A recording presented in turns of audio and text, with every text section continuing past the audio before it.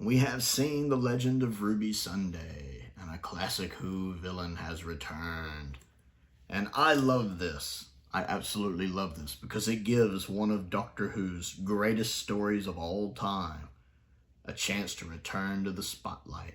So unexpectedly too, but I love it because classic fans know how good Pyramids of Mars is. It is phenomenal. It is one of the best Doctor Who stories ever made. I ranked Classic Who recently, and Pyramids of Mars was number 2 out of the 150, 160 or so stories from Classic Who, including the TV movie. It was number 2. And I mentioned in that video that it was practically tied with number 1, which was City of Death.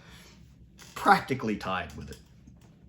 And even if I had been ranking all of Modern Who in that video, or all of Doctor Who, Modern and Classic, in that video, Pyramids still would have been at number 2. It is a perfect storm of everything coming together. You have what some people would say is the best Doctor. You have what some people would say is the best companion, the best TARDIS team.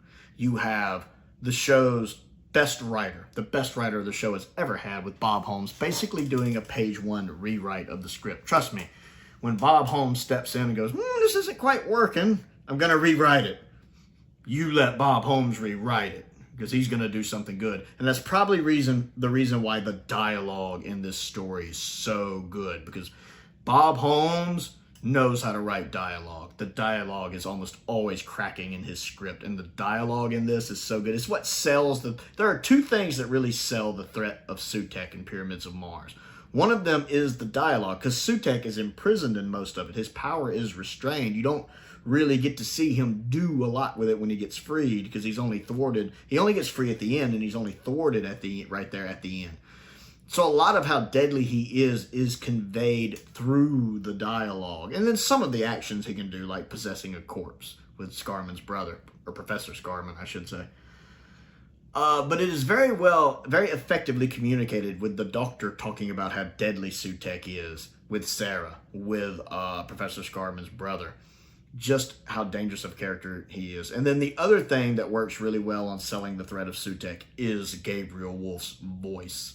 Gabriel Wolf, of course, is actually playing Sutekh physically as well, but it's his voice that sells it. There's a reason why fans are so stoked about getting Gabriel Wolf back as Sutekh. He is 91 years old and he is still killing it. But if you go look at a lot of the reaction videos from the Legends of Ruby Sunday, even the reactors who aren't familiar with Classic Who, which I will never understand, in the comments, you'll see people just ecstatic about Gabriel Wolf coming back. And it's because he is so good as Sutekh. He's so good with his voice. He sells, because he does it in this quiet whisper. And with the Bob Holmes' brilliant dialogue, where I tread, I leave nothing but death and darkness, or dust and dark. I should know that line. It's such a famous line, but my memory is awful. And it is good. The dialogue is so good. And I love the scene when the Doctor distracts him from when he's trying to focus on stopping the ship from the missile from blowing up. And when it does blow up, you just see Sutekh turn and look at the Doctor with that. And you just know, ooh, he's mad. Just that slow turn. And then you just see those eyes light up. It's a perfect cliffhanger. I absolutely love that. The interesting thing is there's a nice little connection here, even for just modern fans, to understand how awesome Gabriel Wolf is and how exciting it is to have him voicing Sutekh, because Gabriel Wolf, of course, also voices the Beast in the Series 2 David Tennant 2-parter, The Impossible Planet, and the Satan Pit. And the Beast is kind of a similar character to Sutekh in a way, which is probably why they brought Gabriel Wolf in to voice the Beast occasionally. I've always said it was a nice little Easter egg, because Sutekh is basically hinted at being a version potentially of where we get our concept of the devil from, and the Beast is also that, of where we kind of might possibly get our conception of the devil from. Both of them kind of being possible versions of Satan. So I always thought it was a nice Easter egg they got Gabriel Wolf to do that. But it really comes into play here, because it also gives people not familiar with Pyramids of Mars a nice connection to this voice actor, since they've seen him as the Beast. And that Series 2 two-parter is a great two-parter. Yeah, this is a good four-parter too. It never really drags. The pacing is good. The dialogue is sharp. Tom Baker is putting in such a good performance. But I love the fact that as dark as things are, he still has these moments where he gets to find a little joy, like when he's showing Professor Scarman's brother the TARDIS. And I love the fact how his brother, the other Scarman, catches on, Michael Sheard basically, since that's the actor playing him.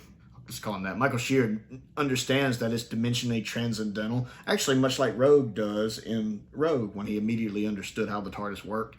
I like that Michael Sheard automatically understands how the TARDIS works, that it's dimensionally transcendental. And watching Tom Baker smile as he sees Michael running around all excited about, can I look around? And Tom Baker's like, oh, please. That little joy Tom Baker gets at seeing another scientist, a fellow scientist, just like a kid in a candy store, looking around in awe. I just love the joy the Fourth Doctor takes in seeing another scientist having that kind of joy in that. You know, kind of like Matt Smith said, you know, when you see it, I see it. I really love that. Just that little smile he has. And then, of course, it turns somber when, because that's right after that when Sarah Jane points out, well, you know, we can just leave. We can go to 1980. And he explains to her, no, we can't. You know, Sutekh will destroy, you know, everything. And she's like, well, we've been to 1980. You know, it's fine. He goes, will it? And that whole bit where he, you know, takes her to the alternate 1980 when he tells her, you know, you slipped into alternate time. I love that scene. And it's homaged beautifully in The Devil's Cord. In my review for The Devil's Cord, I even mentioned, you know, that was a loving homage to Pyramids of Mars. And that's what it felt like. It didn't feel like Russell was ripping it off. It felt like a loving homage to Pyramids of Mars, which, looking back, was good foreshadowing at what was coming, honestly. Even the bit how in Devil's Cord, when the Doctor opens the door, he's still facing away, holding on to the TARDIS console. It's the same thing that happens here.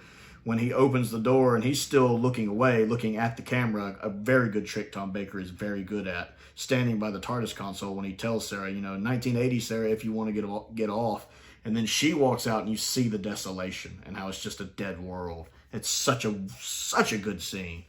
And then you also have the scene when Sarah's kind of getting on to the Doctor because she thinks he's being callous about 4 people have died, and then the Doctor corrects her, showing he's actually been paying attention, even more so than she has, when he goes 5 people, including Professor Scarman himself. And then he explains to her that he basically doesn't have time to worry about that because he knows if Sutekh gets loose, it will be the death of thousands, hundreds of thousands, millions, the death of everything. And he's focused on that, but he still hasn't lost track of the people who have died. He's actually kept up with it better than she has. That's a really good scene. There's so much tight writing in here. The standoff between the Doctor and Sutekh when they're having that conversation, when Tom Baker's telling him, you know, you've been called, you know, and you're reviled in every civilized, you know, society. There are so many names for you. Satan, or Satan, I think he actually says. You know, that whole exchange there is wonderful. Matter of fact, Gabriel Wolf was in an interview recently, and he talked about that scene and how it was almost like a play and how they were bouncing off each other really well. And that's very true. Their back and forth right there is really good. He goes, you know, about how Sutekh basically tells him, you're nothing but an insect to me. I can make this agony last for eons, as he tortures the Doctor. And how he even manages to, you know, mentally control the Doctor when he's telling him to bow. And then Tom Baker, I love the way he does that. No! Before he actually forces him down and just mentally overrides him, which tells you how powerful Sutekh is to do that to the Doctor. And I love the ending. This is one reason why it's hard for me to pick my favorite Doctor Who story of all time, but it's either City of Death or Pyramids of Mars. It's really hard with those two. City of Death wins most of it, but the ending's a little easy with just it being that one punch. Whereas I love the ending of Pyramids from Mars because it's the Doctor winning using his brain. Like David Tennant said, you know, this right here, that's his greatest weapon. This. I love the fact that while Sutekh is so much more powerful than him, Sutekh is also very arrogant. And it's his arrogance and his hubris that defeats him because once he's done with the Doctor and he thinks the Doctor's dead, he just moves on. Whereas the Doctor's still alive and he manages to outsmart Sutekh, and that's the only reason he wins is because he's intelligent. He uses his mind. That's the Doctor Who I like. It just comes together. The performances here from the guest cast. The guy playing Professor Scarman is so good, basically playing a possessed character, much like we're seeing here with Susan Twist and Harriet in The Legend of Ruby Sunday. And then some of the technical work is really impressive. The scene that's basically the cliffhanger to part 1 when the servant of Sutek walks out in that black outfit and he has the smoke walking with his feet. Even if you don't watch classic Doctor Who, you watch that scene, you gotta admit that's impressive, the way the smoke is trailing his feet. Keeping in mind that had to be done in camera. You couldn't do that in post back then. That had to be done in shot with the smoke billowing out. That's really impressive. And the smoke coming off his hands as he kills the other guy. That's such a chilling and cool scene. And then there was another shot I really liked. Oh, the scene when Professor Scarman gets shot and then you just see the smoke go back in. Because, of course, that scene is, of course, just sped back in reverse. But because it's sped in reverse, some of the movements he does, he had to film in reverse. Because when they reversed the footage, it had to look like he was walking normally. So he actually had to, like, walk from the window backwards. He had to do that whole scene backwards so they could play it in reverse later and have it look like he was moving forward. It's really impressive how well that story comes together.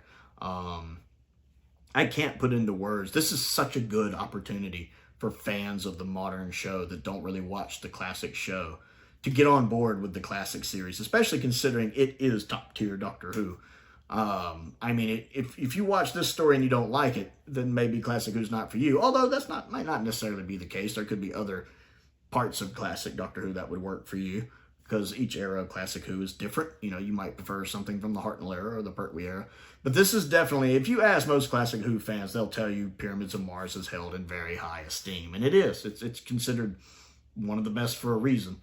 It also comes from what is honestly probably objectively the best season the show has ever done. Because it has no bad stories. You have Terror of the Zygons, Planet of Evil, Pyramids of Mars, The Android Invasion, The Brain of Morbius, and The Seeds of Doom. And they're all bangers. They're all bangers, with several of those being flat-out masterpieces. A really, really good season. So I think the new Tales from the TARDIS we're getting, which I figured was going to be Pyramids from Mars, it's nice to see we have the confirmation, where they'll be showing the omnibus edit. And the omnibus edit, I wonder if it's the same omnibus edit that they did back in the 70s, because several of the stories in the 70s had omnibus edits. And Pyramids of Mars got one. It's actually one of the most viewed Doctor Who stories of all time. The omnibus edit, which is basically an edited down re-showing of the story, had 13 million views. When I think it came out in around 76 or so. The original story came out in 75. I think the omnibus was 76, right around there. 13 million views, which is actually more than the original individual episodes had, even though they were up there too. But keep in mind, this is an edited down re-showing. 13 million views, which is high even for Doctor Who back then. Not the highest, but high. Especially considering that there was no writer's strike, I think, at the time. I think it did that straight on its own, which tells you everybody was like, I want to watch that one again. It's really good. And then, supposedly, with some updated effects, that's got my attention. I really wish they showed Tales in the TARDIS in the US, because I really want to see that with the updated effects. This is a perfect opportunity, if you are a modern Doctor Who fan that doesn't watch the classic series, to watch one of the best. You've probably heard people rave about Tom Baker and about, well, you've seen Sarah Jane. So this is a great chance for you to see Sarah Jane in the classic series. This is a great chance to experience the Fourth Doctor at his best. And it's a great chance to see one of the best villains the show has ever had. And this is a great chance for you to be introduced to the greatest writer the show has ever had, Robert Holmes. Like I said, the story is written under a pseudonym. Stephen Harris, but that's because one person, Lewis was his name, wrote the story. They couldn't do it. He couldn't do rewrites. So the script editor at the time, Robert Holmes, stepped in and does what Robert Holmes does. I'll make it work. Page one rewrite, basically. Never, ever count out Bob Holmes. I would definitely take the time, if you have never seen Pyramids of Mars, to watch Pyramids of Mars. There's never been a better time to do it than now, while the story is in the spotlight again. I am super excited to see one of my favorite Doctor Who stories in the headlines. And this is a great opportunity for people who have never experienced it to get a chance to experience it, because it's just, everything's firing on all cylinders. Plus, it has one of the best Doctor Who directors with Patty Russell. She directed 4 Doctor Who stories. They're all considered very good Doctor Who stories. The Massacre, hugely popular, even though it's completely missing. Invasion of the Dinosaurs. Yeah, the dinosaur effects aren't the best, but most fans will tell you the actual story is really good. Pyramids of Mars, bona fide classic. And Horror of Fang Rock, which is the shining jewel of season 15 and also a bona fide classic in its own right. Check it out. I want to know what you think of Pyramids of Mars, and if you have never seen it, if you're going to be watching the Tales of the TARDIS version of it, comment down below and let's talk about it. I also have a Patreon. If you would like to support me on that, there's a link to that down there as well. I have a P.O. box down there. A link to my Amazon wishlist is down there. A link to my Amazon UK wishlist is down there. All that fun stuff. I also have reviews up for all 4 episodes of Pyramids of Mars if you would like to check those out, if you want to hear my thoughts on the individual episodes. I want to give a shout out to some of my top tier patrons, Stephen Crane, Colin Coney, and Finn Perkins. I appreciate their support, as I do the support of all of my patrons. It's very much appreciated. And I want to welcome Luke, who just joined the Patreon recently. I very much appreciate that. Had some wonderful conversations with him the other day. Most importantly, thank you for watching.